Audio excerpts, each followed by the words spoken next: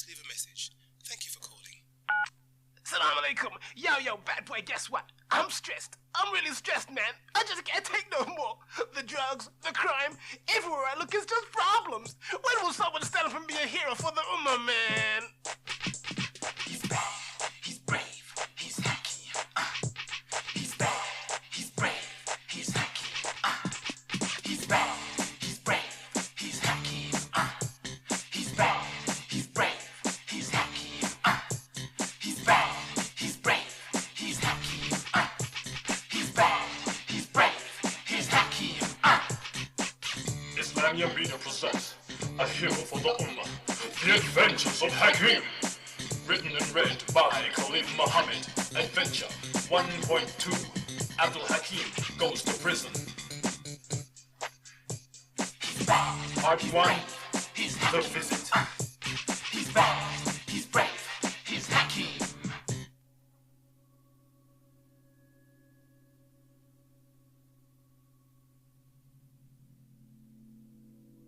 Colors swirled before his eyes. Colors he couldn't describe. In the background was a faint chant or recitation that repeated itself over and over again. Allahu Akbar, Allahu Akbar. The voices were sweeter than anything he had ever heard before. He looked about him. He was in a beautiful garden that had a magnificent river and a glorious waterfall. Every droplet of water, in fact everything in the garden, seemed to sing. The grass, the trees, even the clouds. Everything all sang together in one harmonious voice. Allahu Akbar, Allahu Akbar. There was now another sound. Listening carefully, he knew what it was. It was the adhan. It became louder and louder until Abdul Hakim awoke to the sound of his alarm clock chanting the adhan. Rubbing his eyes, he sat up in bed. He could hear the birds outside his window singing. It was time for Fajr. A second later, his father, Ibrahim, knocked on his door. "Assalamu alaikum, son. It's time for Fajr," he said. Abdul Hakim made his way to the bathroom. His mother, Sumaya, was just coming out. She had a warm smile on her lips. "Assalamu alaikum, darling," she said, kissing him on the forehead. "Wa alaikum salam wa rahmatullah," he replied. Abdul Hakim made wudu and entered the lounge. His father had already spread out the prayer mat towards the Qibla. "Abdul Hakim?" His father motioned for him to make the call to prayer. He did. After Fajr, Ibrahim recited Juz number 7 of the Holy Quran until it was time to get ready for school. Just then, the front doorbell rang. Upon answering it, Hakim was faced with an elderly lady with a walking stick. The lady was smiling. Hello, young man. I'm Mrs. Nielsen, she said. Abdul Hakim didn't know her, but was polite nonetheless. The woman put her hand on her mouth and said, "Oh, silly me, of course. You don't know me. I'm Clifford's mother." Abdul Hakim was still puzzled. Mrs. Nielsen continued, "Clifford is my son, Sharky." Sharky's mother? Spluttered Abdul Hakim. He dropped the prayer mat that was tucked under his arm. Just then, Ibrahim was coming down the stairs and heard the voices at the front door. Abdul Hakim was still standing there with his mouth open. "Good morning," said Ibrahim cheerfully. "How can we help you?"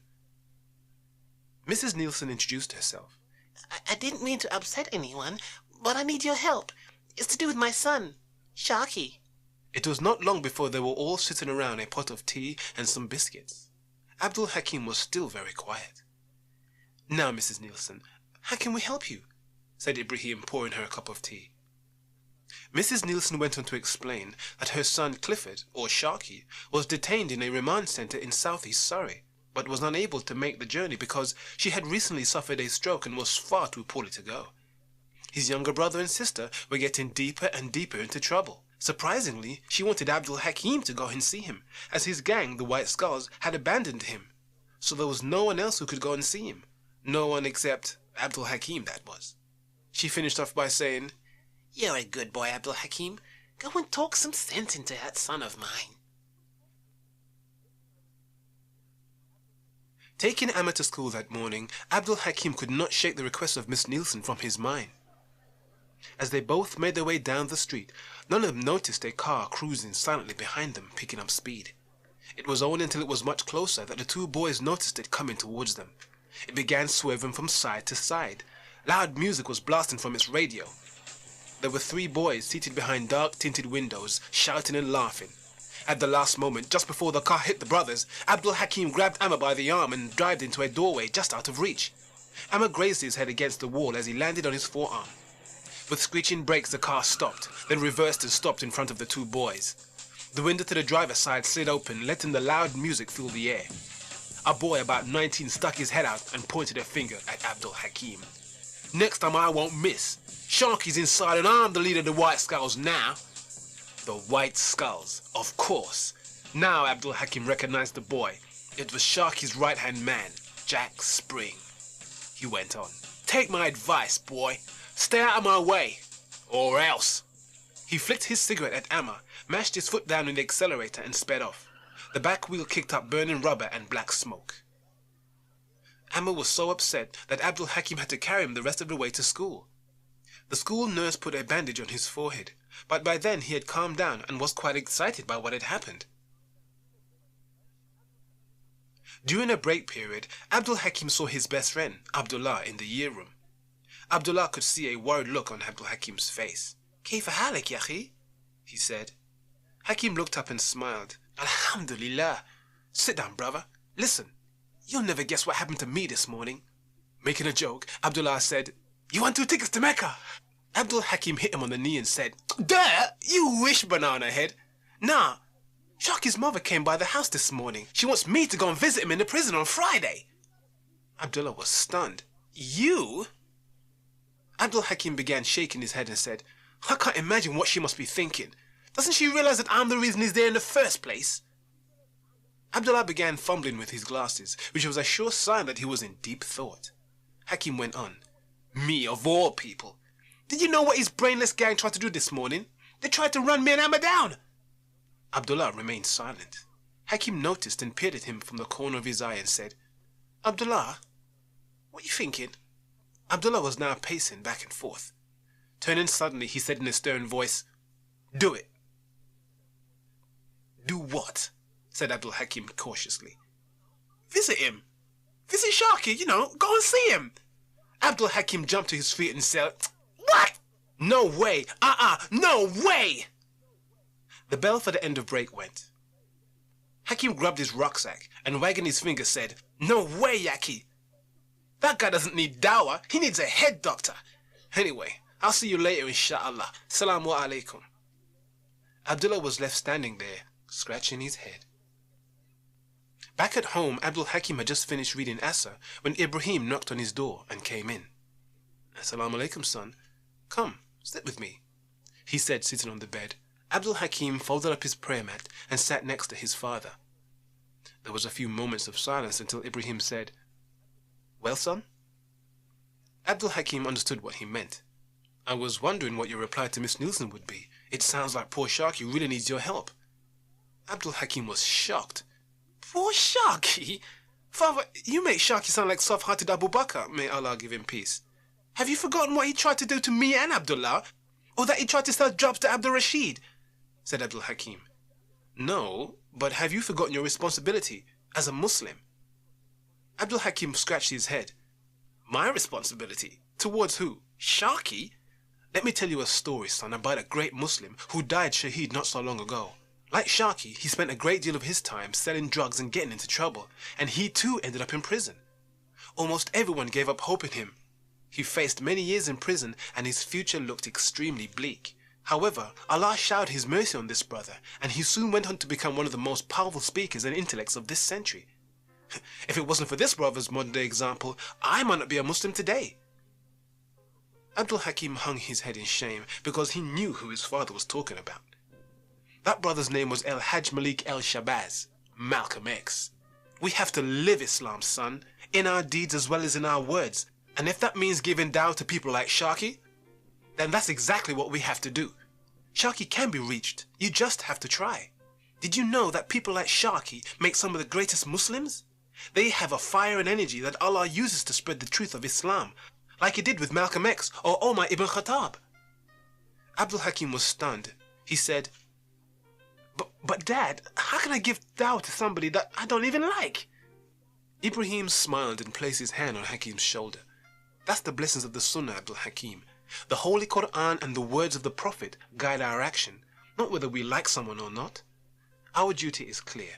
We must never turn our backs on a sincere cry for help.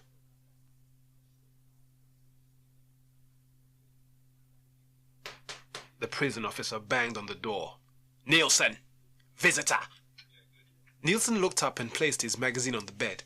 He followed the officer to the visitors' lounge. He half expected to see his mother, but was stunned to see Abdul Hakim at the visitors' table. What are you doing here, Squirt? Where's my mum? He sat facing Abdul Hakim. Their eyes were locked. Sharky's left eye and knuckles were badly bruised, and he had a cut lip. How did you get here? Asked Sharky. Abdul Hakim sat forward with a nasty sneer on his face and says, A'udhu billah, don't get soft, Sharky. I came because your mother asked me, not because we're mates or anything like that. I got special clearance because I dropped you on your head, remember? Sharky squeezed his fist and stared at Abdul Hakim. Ah, you want to rub it in, do ya? He said. No. Your mother must really love you, because she's the only one who cares what happens to you. Look, I don't want to see you any more than you want to see me. But your mother, she's sick. I mean, she's really sick, said Abdul Hakim. Sharky had a terrible look of worry on his face. Sick? What's wrong with her? Is it her heart again? Abdul Hakim sat back in his chair. Quite a few things, but mainly her heart, and your brother and sister. Sharky, she can't look after them much longer, and it looks like they want to follow in your footsteps of crime. The strain is getting too great for your mother. Any more shocks and... Hakim paused. He looked at Sharky, who had gone as white as a sheet. His eyes were blank. He spoke. Ever since my dad went to prison for a life sentence, we're in so much debt, with the house, the water bill, the gas bill, everything. Mum expected me to be the head of the family. Everything I tried just went wrong. So I began to steal, sell drugs, anything just to pay the bills. Mum had so many plans for us. She wanted the twins to go to the best schools and for me to go to university. He fell silent. For the first time ever, Abdul Hakim saw Sharky not as a drug dealer or a gangster, but just a young boy who's had a rough life.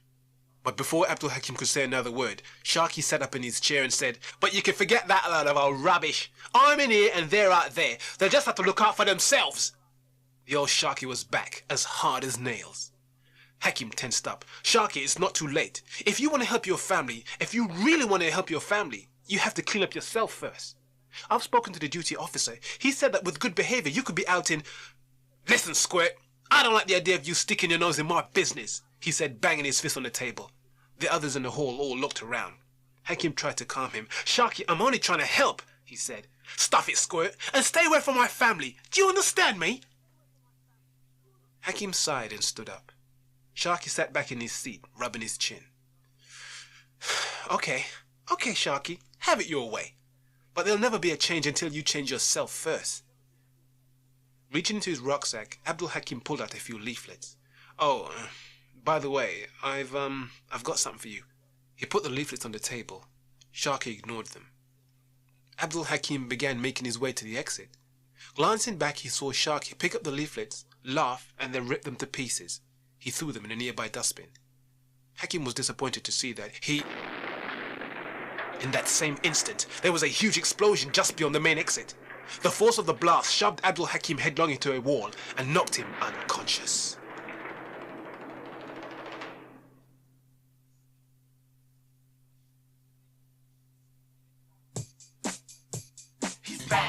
Abdul Hakim goes to prison. Part 2. Escape.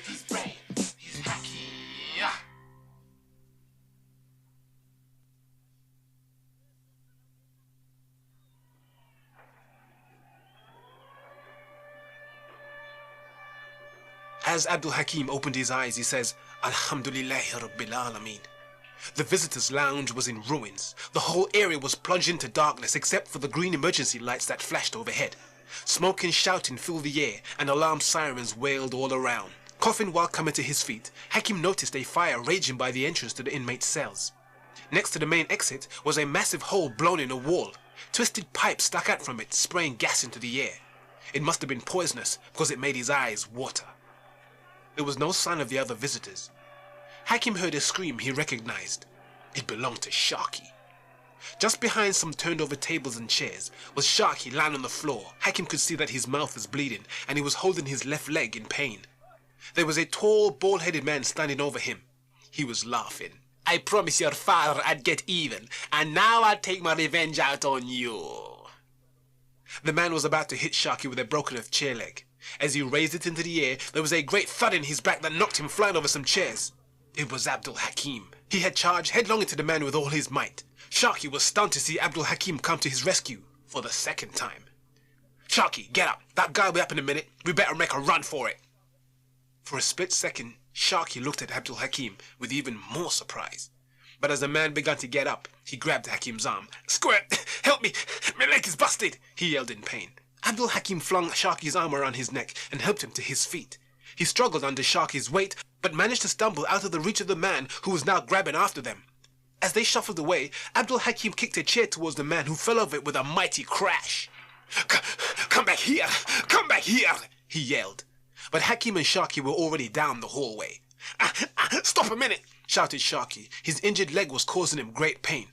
"Sharky, if we stop, that guy, Buckmaster. Yeah, Buckmaster. He'll be on top of us. We better keep moving."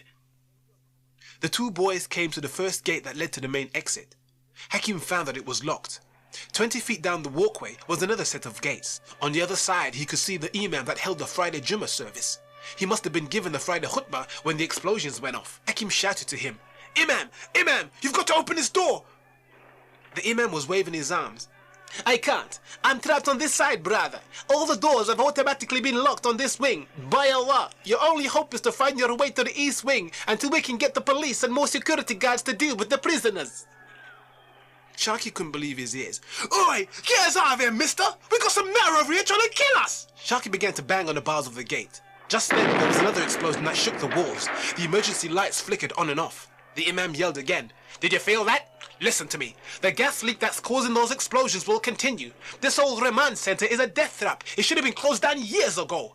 Look, you've got to get to the east wing before another one hits. Just follow the green emergency lights and you'll find your way out, inshallah." Abdul Hakim grabbed Sharky and helped him back towards the visitors' lounge. Sharky was still shouting at the imam. "I'll get you for this. I'll remember your face. The first chance I'll get, towards the visitors' lounge, Abdul Hakim and Sharky could hear and see Buckmaster through the smoke and falling dust. He was turning over tables and chairs looking for them. They ducked into some nearby toilets to catch their breaths. But it was too late. Buckmaster saw them go in. "Sharky, you're mine now. You and your little friend with the white hat," shouted Buckmaster. He was so angry that he charged headlong into the toilets. As he did so, a blast of white foam hit him dead in the face. He screamed in agony. "My eyes! My eyes!" Hakim had shot a fire extinguisher right into his face. Buckmaster dropped to his knees, frantically rubbing the foam from his eyes and face. The two boys took the chance to run down the hallway, beyond the visitors' lounge and passing by 2 or 3 burning cells. They ran into one that was not alight. Sharky groaned in pain. "I'll have to take a look at that leg, Sharky," said Abdul Hakim. "What's this Buckmaster got against you anyway?" he said. "My dad and Buckmaster used to be the best of mates. That is, until my dad stole the money from their last bank job together. Since then, Buckmaster's sworn revenge. It looks like he'll have his chance tonight." Abdullah looked at Sharky and said, "Not if I can help it, pal." Sharky had a cut on his left thigh. Hakim unwrapped his turban and tied it around Sharky's leg to stop the bleeding. Sharky squeezed Hakim's shoulder in pain, but did not cry out. "Squirt, why are you doing this? Helping me? I thought you hated my guts. If it were me, I'd have left you for dead, mate." Hakim sighed and said, "Sharky, you wouldn't understand even if I told you." He looked down the corridor. There was no sign of Buckmaster. Sharky went on. "What? You said I'm thick or something? 'Cause I ain't religious like you." Hakim just looked at him. "I was raised a good Catholic. That's just as good as your Islam religion. Still, if there is a God, he sure ain't gonna help us tonight." Hakim whispered A'udhu Billah under his breath. "Besides, I thought you Muslims didn't believe in loving your enemy." Hakim crouched down and pulled close to Sharky. "Our book, the Holy Quran, says, Do not let your hatred of a people lead you to mistreat them. Enjoin the good and forbid the wrong. The Prophet Muhammad, peace be upon him, said that if you see an evil act, you must stop it with your hand or your tongue. And if you can't do that, you should at least hate it in your heart. I couldn't stand by and do nothing while Buckmaster was attacking you. The Quran and the words of the Prophet guide our actions, not whether we like someone or not. Sharky stood up. That Muhammad, he said a lot of things, didn't he? Did he say that you should make everyone into Muslims? Hakim looked at him strangely. What do you mean? I mean those leaflets you gave me. Did you really think I was going to read them? He said scoffingly. Hakim hesitated. After all, he didn't think giving dawah to Sharky was a good idea anyway.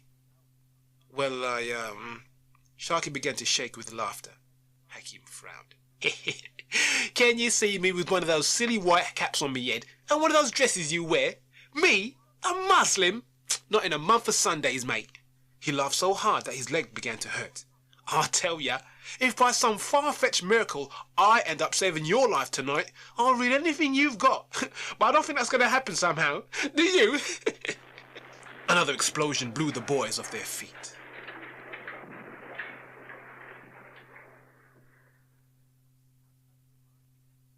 Outside the remand center, it was raining. There were countless police vans, ambulances, and fire engines everywhere. Abdul Hakim's mother and father waited in a police car just beyond the stop signs. Abdul Hakim's mother, Sumaya, was frantically making du'as for his son's safety as Ibrahim left the car and approached the police inspector in charge. "Excuse me, officer, is there any news about my son?" he said. The short police officer had rain dripping from his helmet, turned towards Ibrahim and said, "I'm sorry, sir. No news as yet. We're still waiting for the security forces to arrive before we can go in." A second officer ran over to the first and said, "Sir, some of the inmates have broken a hole in one of the outer walls and are climbing down. We've apprehended several already. Sir, there seems to be poisonous gas spreading to all the cells and walkways." The inspector barked a few orders into his radio and then turned towards Ibrahim. "Mr. Muhammad, please wait inside the car until we've secured the prisoners and have gotten everyone out of there. If your son is as brave and as clever as I've heard he is, I'm sure he'll be okay." Ibrahim climbed back into the car and comforted Sumaya.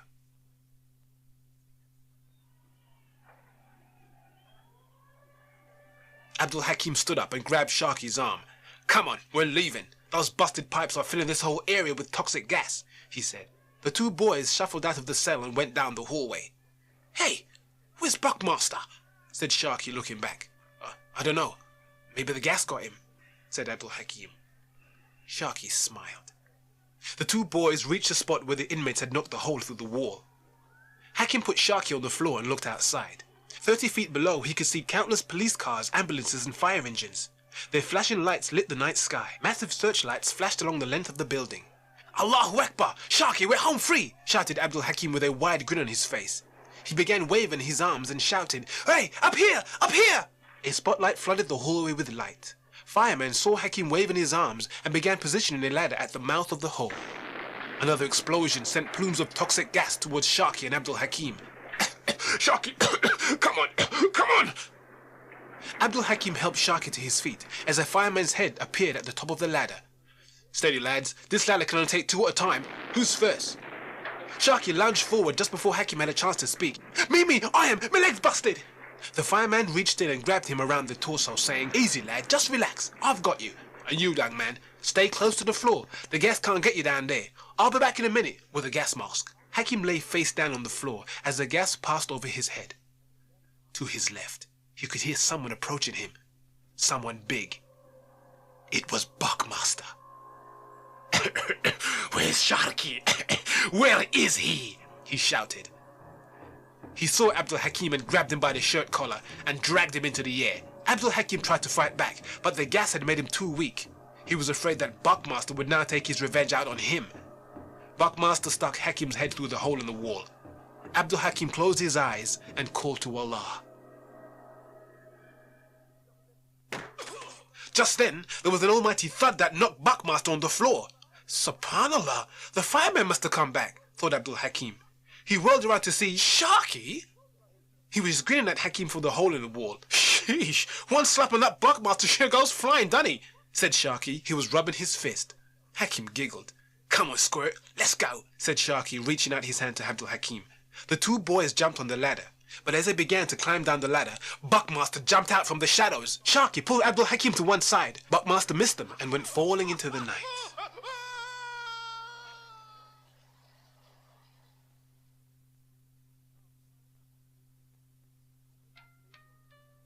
Back safely on the ground, Abdul Hakim's parents thanked Allah for his safe return. Even Sharky's mother was there. Hakim saw her hugging Sharky as he was being lifted into the back of an ambulance. Sharky had told her everything that had happened. She walked over to Abdul Hakim and suddenly gave him a massive hug. Oh, thank you, young man. Thank you, thank you, thank you, she said with tears of joy in her eyes. She squeezed him so hard that he could hardly breathe. Hakim looked at his parents, but they just smiled and gave him the thumbs up. Mrs. Nielsen rejoined Sharky in the back of the ambulance. Abdul Hakim and Sharky stared at one another from a distance. Sharky, said Abdul Hakim carefully. Sharky sighed and said, have you got any more of those leaflets in your bag? Stunned, Hakim said, yeah, of course, but why? Sharky rolled his eyes and said, well, I did say that if by some miracle I ended up saving your life tonight, that I'd read anything that you've got, so, hand them over. Abdul Hakim slowly reached into his bag and handed Sharky a few leaflets along with the autobiography of Malcolm X. Are you sure, Sharky? You really want this stuff? Yeah, of course. Just one thing, though. What do you Muslims say? Assalamu alaikum? He said, reaching his hand out for Hakim to shake. Hakim took a hold of it and said, no, my friend, we say Assalamu alaikum, peace be unto you. Sharky carefully repeated it. Assalamu alaikum, he said. He had a natural tongue for Arabic.